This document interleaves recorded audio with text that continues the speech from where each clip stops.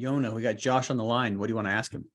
At what point did you start raising money from other people? Yeah, I think that goes to everyone's got a certain temperament and tolerance that they can handle and how much of that they are willing to handle. Because at the end of the day, I use the if I die scenario on everything. If I die, then what does this look like? Because when you bring other people around, if I die, business still needs to move forward and go on. And there's people that are counting on that to happen.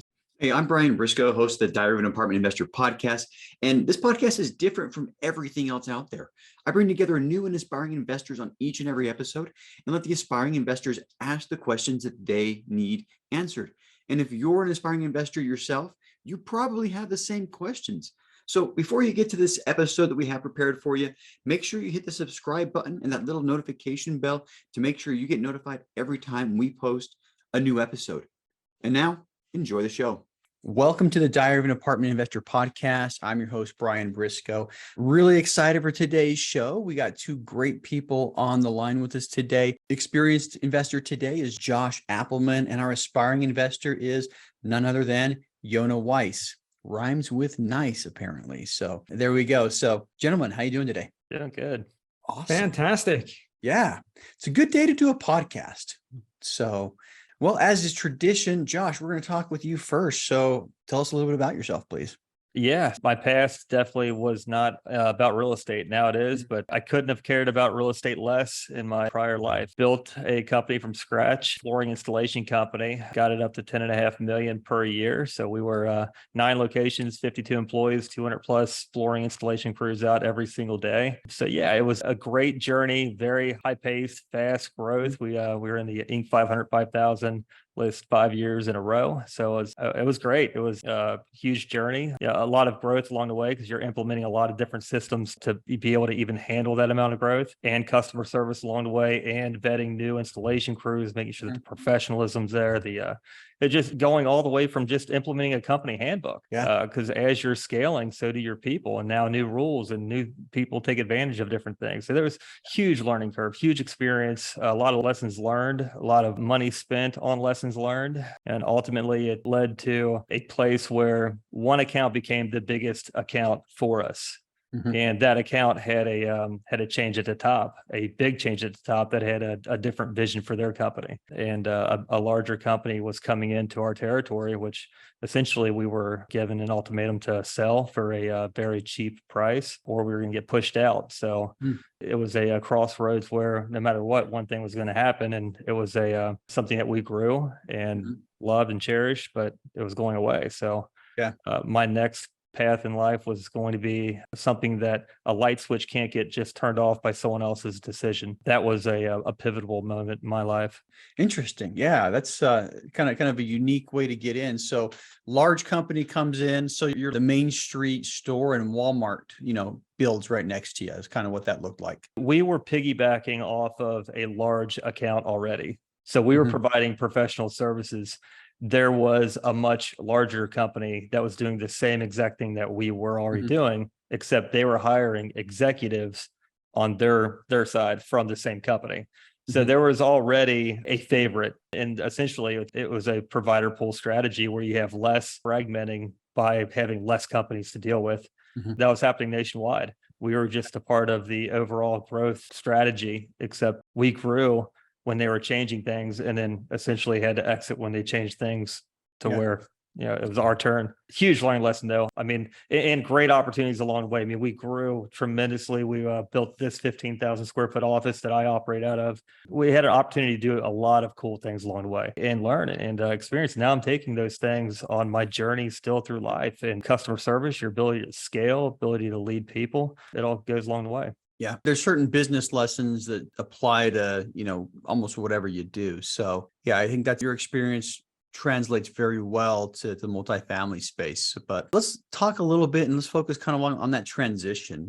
How did you decide to do multifamily? I know you said you liked real estate, but how did you pick multifamily? Why did you pick multifamily, and how did that transition go? Yeah, so I certainly didn't pick multifamily out of the gates. You don't know different industries until you learn. Everything's a game. You have to learn the game. And learning the game is learning the code, learning the language, how certain things are done in business. And real estate has a language that's needed to be learned, just like business in general has a language. So I knew real estate investing, one, by listening to Robert Kiyosaki's book, that was a mind shift. That was a pivotal moment. And it, for a lot of other people as well, for whatever is in that book, it has things in there that just resonate with a lot of people. I knew I needed to learn more about what is real estate investing. How do you underwrite it? What is IRR? What is COC? What are these things? What do they mean? And how do they correlate with each other? How do I speak the language? Because I can't just go up to Johan and say, "Hey, Johan, what's the DSCR?" If you don't know how to speak real estate, you can't have a conversation. So I put myself into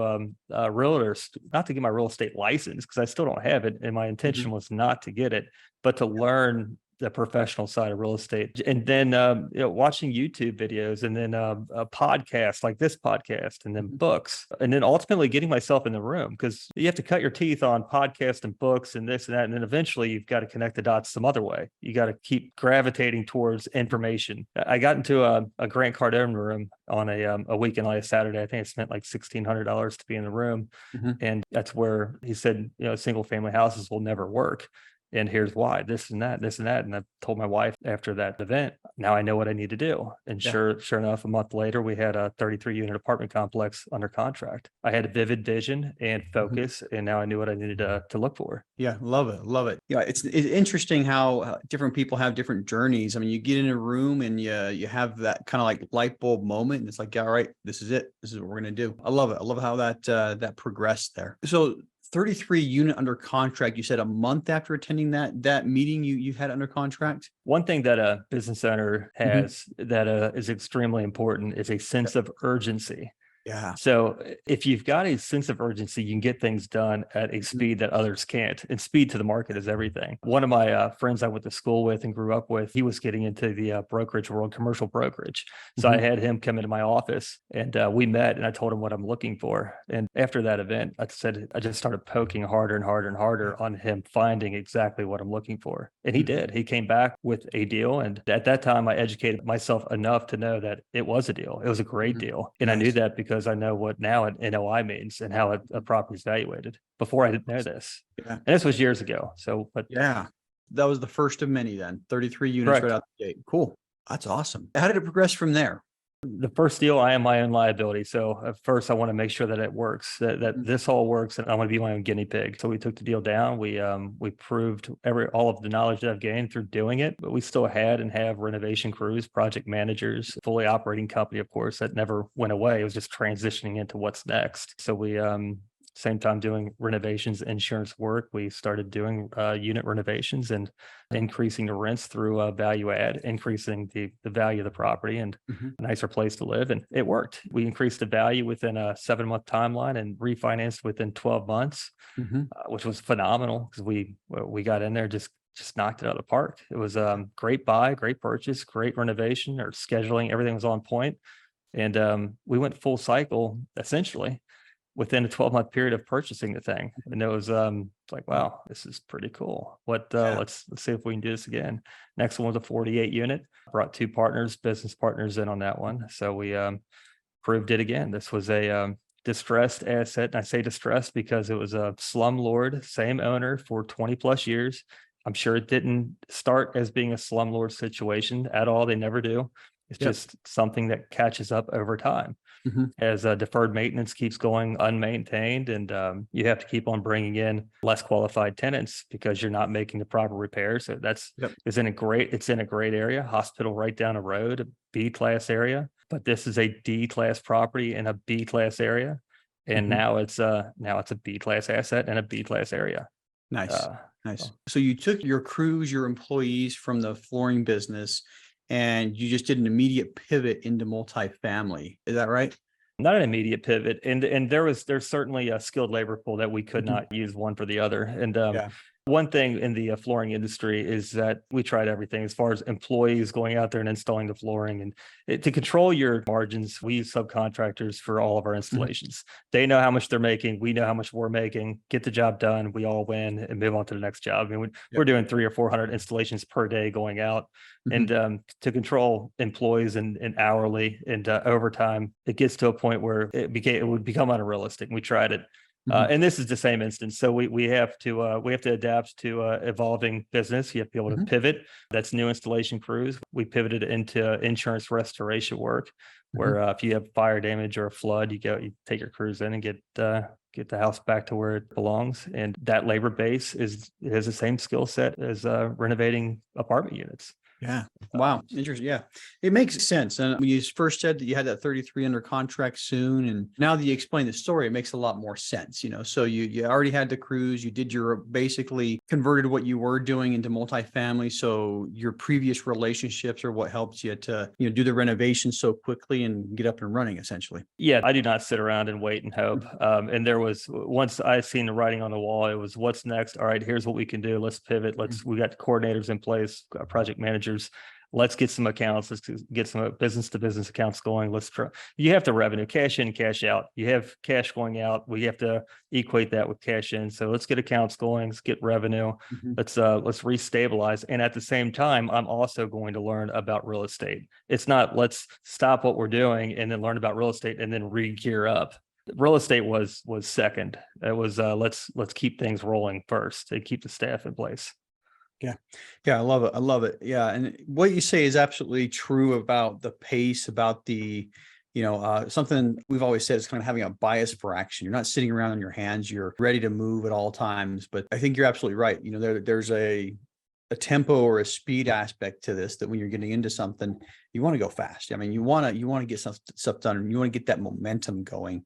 And I think in multifamily, I think any business, there is a certain aspect of momentum that takes place. So, well, cool. So let's talk about your why you're doing this, your motivation. So what is your why? I think that, everyone's got a different why, but mine is to provide a higher level for my family. And it's not monetary. It's not, I don't come and do what I do for the money. It's going out and creating money it's not hard if you can go out there and create new money, just providing a service that offers value to others. But it's creating opportunities too, opportunities that didn't exist for other people that you can now bring into around your bonfire. Everybody wants to, your bonfire can put off heat. And if you can invite other people around your bonfire and help them stay warm, it's exciting to see things grow. Provide an extra additional level for my family. And a business doesn't not equal freedom. A business equals responsibility, dedication, and a responsibility that you can't understand until you actually do it, because other families are counting on you to show up and make sure that you're doing what's right by them and to others. So, but being a business owner is a sense of gratitude. Yeah. I agree with you. It's something I didn't realize until, doing it myself, but I've hired 3 people in the last couple of months. And, when I sit back and just look at my own payroll obligations, it's like, I've got $250,000 it's going out this year before, money comes in. But yeah, there's an obligation, there's a dedication. And I think I'm learning that more and more every single day. So, well, cool. So let's talk about, we talked a little bit about the 33 unit, but if you want to pick a property, it doesn't have to be that one, and give us a little kind of a deeper dive on that, I'd appreciate it. Yeah, I think it would be the second property, the 48 unit, because it was so intimidating going in. And we actually, I gave an offer and then he turned down the offer. And I think it was like a month and a half later, we ended up renegotiating and he actually got a higher price. So it's, but now, it's how anything made sense now, looking back, but it was so intimidating because it was so ran down. And if you guys would see before and after pictures, you'd be like, wow, this is incredible. Yeah. The outside 1972 vintage. So we know we've got plumbing issues. We know we've got your electrical is actually good. There's nothing aluminum, but just deferred maintenance everywhere. Your soffits, your brick, you've got tuck point that need to get done, landscaping. And then inside the units, you have a carpet that hasn't been replaced from probably 15 tenants. So they would just keep on cleaning the same carpet and get a tenant that's willing to live there. And then cabinetry that just everything. Light fixtures are a lot of original. So creating the renovation budget, going in as our second property, we know what we're doing because we're already in the renovation field, the construction field. So we already have the experience. We know what we're doing, but it's just 48 renovations in 2 buildings. So, and tenants are living there. There's drug dealers living there. There's people not paying rent. We've got an owner who's had the property for 20 plus years. The rents and the ledgers are all paper, and what he says they are what they are. And you gotta trust it. And there's really no way of verifying. His Schedule E says one thing, and hopefully that's correct. Bank. So like, is he lying on his taxes? Probably. I don't know, but exactly. And you never know. But if you put in rules of thumb of what the industry dictates and assumes that this apartment should be producing and what the expenses should be, you should be safe. You should be safe. But that doesn't say that it's going to happen. But that particular property, the average in place rents were around 487. And now they're around a little over 1,010. So we brought it to that value because we added a tremendous amount of value to that community. It was the worst property around, the worst property. The city couldn't stand the property because they're constantly going out there on just calls. There's the drug dealing. The families couldn't. You can't raise a family in that environment properly because you've got so much nonsense going on. But what we took and what we ended up with was just absolutely incredible. And it proves that you can't change the area, but you can change the property. Yeah. And I think that's the biggest piece. If you go into an area and you change the property, but you can't change the area, then you still have the same problem. Yeah. And that's something we've realized. I mean, what does it take to change an area? You've got to own everything. That's kind of it. Are you ever going to get there? Probably not. So find an area that you like, that you can work in, and go from there. So, well, cool. So last question for you. What's next? So we just had our first syndication on a property in Dayton, Ohio. So it's right now we're pivotal on a sense of now I'm creating a foundational pieces to scale. So operational, we're doing property management, internal. We do our own renovations and acquisition. So it's having the pieces in place on an experience level to where now we can go after larger properties and have the confidence that we can service the investors and the partners professionally. Nice. Reading and listening to it in books versus doing it is 2 different things. It truly is, even to the financials. So of course, internal bookkeeping, property management, internal controller, not all. But then we added another layer to where all of our financials are now audited by a third-party accounting firm every single month, which ultimately it is checks and balances in-house. Everyone now has a shoulder that's being tapped monthly to make sure that they're doing everything according to how best practices. And I can confidently send out financials monthly to the investors and say, this is it. This is where everything lies. And if there's any questions, now I've got full accountability by a third-party firm to say, here's the question, please answer it. And it gives me peace of mind. And that's a piece of the puzzle, in my opinion, to add to the foundation in order to scale bigger. Awesome. We're going to shift gears a little bit here and bring on my friend Yonah Weiss. So Yonah, welcome. How's it going? What's going on, Brian? This was it's a fascinating conversation up until this point. So glad to jump in. Yeah, about to jump in and make it even more fascinating, right? That's the goal. That's the goal. So I'll do my best. All right. Well, do us a favor and tell us a little bit about yourself. Well, my name is Yonah Weiss, as you so kindly pronounced correctly. That rhymes with advice, which happens to be the name of my podcast, Weiss Advice. I have been in the real estate industry for about 8 years. Prior to that, I was a teacher for about a decade and a half, and spent a lot of time teaching, and had a nonprofit organization helping families who were in a struggling financial situation. But at a certain point in that teaching career, I had a crisis in my family that really changed, a health crisis that kind of shook me financially. I mean, obviously emotionally and everything else, but it shook me financially because I didn't have savings, and I didn't have, even barely enough money to get by month to month, but I was living a very, a great life. I loved what I was doing. but realized, going into debt as I did was just not feasible to continue doing that. So I had to make some changes, which is where I ended up finding real estate.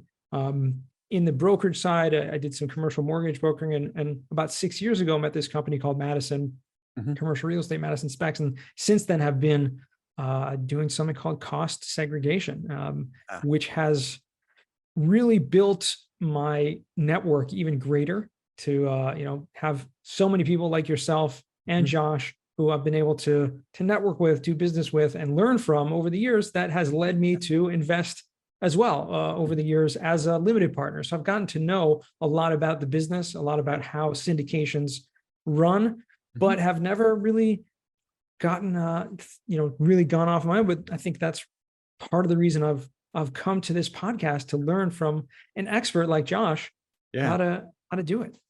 Well, that's the plan. That's why we have the podcast together. And, I think, one thing I would like to talk about really quickly is, you do a whole lot on LinkedIn, and not just LinkedIn. I know you moved to Twitter and you do some other, a lot of social media outreach. So that's something you're probably going to have in the bag when you make a transition, when you start doing this on the GP side. But if you could give one or two big tips on how to make LinkedIn work for you, what would those two be? So the approach is really what it's all about. No one starts out as a huge social media influencer. It takes time to build up and to build, really more than anything, a community of trusted followers. And you do that by posting content every single day and just providing value. And many people, especially if you are, and this is where I've kind of seen it, to why I think this transition would be somewhat natural to me, because when you're in the business of sales of any kind, there are many, many, many different approaches of it. But I learned from Gary Vaynerchuk many years ago, and this is the approach that I've kind of run with full speed, is being an educational salesperson, meaning try to educate the consumer as much as possible and then allow them to make an educated decision. And when they do, they realize that you are the best person for the job because you're the true expert and you're the one that's most trustworthy because you've come to add value long before ever asking for anything. And that is key, especially when raising capital and doing things like that, constantly building that foundation of adding value and trying to help people, as opposed to approaching it with, let me tell you about this deal and let me try to raise money and let me see if you're interested in giving me your money, et cetera. I think that's an approach that I've learned over and over again. That's the approach you have to take. You start in, you come in with that idea of, I'm going to add value first. And I think it's just the golden rule. The golden rule is really golden. You treat others how you want to be treated. You try to help other people out, and it ends up coming back to you eventually. So, well, cool. So, Yonah, one question that you're not going to escape without answering, and that's, what is your why? It is something that changes a lot, but really it has a lot to do with my family. Similar to what Josh said, providing, I have 6 kids. And so I'm very much a family person, trying to provide for them and be an example to them. When I was struggling financially, even though I made sure that they had everything they needed and didn't feel like they were lacking in any way, but I'm sure they, could see that they didn't necessarily have the same things that their friends did. And, not that that's something that I push for, but I want to make sure that they feel secure and they feel that, I'm there for them and teach them what it means to be financially responsible. Yeah. Love it. I love it. All right. Well, here comes my favorite part of the show. Yonah, we got Josh on the line. What do you want to ask him? Well, first thing, I want to ask you so many things. In fact, Josh, I'm going to invite you publicly to be a guest on Weiss Advice podcast also, because I realized I've actually been meaning to ask you for a while. And absolutely. Here we go. Yeah, absolutely. I'd love to join you for sure. Yeah. So I know we don't have too much time here, but we'll continue that conversation over there. But I do want to ask you a couple of things really related to building your business and transitioning. Starting from scratch, which is essentially what you did in the real estate world, is scary and daunting. And Brian talked about having a payroll to deal with and, covering your own, as an entrepreneur, covering your own expenses. Did you have like a buffer And I think I know the answer because you alluded to it in selling that previous company you did. But I mean, did you have like a buffer of expenses that you were able to cover your living expenses for a certain period of time that would allow you to kind of focus on real estate? I can tell you, Jan, at that point in time in my life, that the sale prices, I don't even know if we would consider it that, because you're still cash out, cash out, cash out. And there's a point in time where I was hemorrhaging cash. And I say that because you want to keep, you have a duty and responsibility to your people. They have a commitment to you. Your commitment to them is to provide. And my commitment at that time was to get my ass out and get new accounts, generate new business, generate revenue, because I know where one thing is heading on one front is not going to be here, let's just call it tomorrow. So my duty and obligation was go and generate new accounts, new business, which I'm great at hustling. And when you need to hustle, you will provide, whether it's for your family or for other families. It's just different levels, different mentality, but you got to get out there and you've got to take action and do it. As far as a buffer, I can tell you that real estate truly came second, because what was paying the bills was not real estate at that time. There was no, I can go make a mistake in real estate and still be okay. There was none of that. You had to be methodical. I had to be extremely methodical with any decision that I made. And if I lost big. And then you set yourself back. And at that time, I didn't even know what real estate investing was. How do you connect these dots? So it was starting from scratch on that front and and using the extra time that I had. So. Gotcha. Okay. Yeah. So, I mean, that's challenging to start in that way without having, I know a lot of people think about, and this is something that I think about as well. Like if I'm transitioning into doing real estate investing or raising capital or what have you more full time, is, do I have enough savings, or do I have enough that's going to keep me going without having that income coming in? Obviously, like you said, you have to hustle, you have to make it work. So that's true. I definitely feel that way, but it'd be nice to have that kind of safety net. And you are a hustler, Johan. You put yourself out there, and to receive people, whether it's good, bad, or indifferent, you do hustle in your current business. That's we see that for sure. Yeah. And Yonah, I mean, when I went full time into this, I did have a little bit of a buffer. I don't think I was brave enough, to be honest with you, to quit a job cold turkey, but I was working real estate on the side for, 3 years before I left my job, and had built up. I mean, and the nice thing about keeping the job while you're doing this as a side hustle is every penny that I earned from real estate, we didn't live off of that. That went into, savings or other investments, so that, when I did leave my full-time job, I did have a buffer, and that was created by hustling while I was still full-time. Well, you got that big sign on the back of your wall behind you. So I would assume hustle is something that you keep very close to your heart in terms of the culture. On that note, in terms of the hustling, I mean, we're talking about, apartment investing. I know, Josh, you've done some other types of investing as well, self-storage as well. But at what point did you start raising money from other people? I know you mentioned that you did this syndication recently in Dayton, but was it something you were just doing on your own with your own capital? At what point did you start bringing on, I don't know, friends and family or outside investors? Yeah. And I think that goes to, everyone's got a certain temperament and tolerance that they can handle, and how much of that they are willing to handle. Because at the end of the day, I use the if I die scenario on everything. If I die, then what does this look like? Because when you bring other people around, if I die, how are they able to move forward, especially investors? If this operation is without Josh tomorrow because I got into whatever accident, business still needs to move forward and go on. And there's people that are counting on that to happen. So I tell my team, is this life proof? Like what happens if things don't work out? And things will carry on, things will move forward. And I say that everyone's got their own temperament. Is when you start to raise other people's money and you become even more responsible for not only capital, but other families. Is it truly what you want? Or do you want to be a capital raiser that's participating in a deal, or an asset manager participating in a deal on the GP side, or an LP participating in a deal as a limited partner, or the GP, the main sponsor, the key principal? That is the jockey on the horse that's taking the reins and making sure this thing can go full cycle and the underwriting looks good. Here's why, and here's the proof that I can get you there. There's tolerances. To answer your question, though, I still have never raised money in my life. I brought on experts on the general partnership that have, and they're part of the GP. We meet every Tuesday. We go over progress. We go over targets, weekly targets equal to monthly goals. Monthly goals equal quarterly goals and yearly goals. So we meet Tuesday, and then the investors, everyone gets their weekly update on Friday, and then a monthly summary every monthly. So, but it's putting yourself in a room and around other experts as well. Yeah, I love it. That's awesome. So, I mean, it's funny because oftentimes people think you really have to do everything. And I think at a certain point, a lot of people do really do all parts of the job of when you're starting out. But what you're saying is that no, you focus on what you're good at, bring on other partners who are also good at what they're good at, and that way you can all grow together. Yeah. Something that helped me was talking with people who have built businesses before, not necessarily multifamily.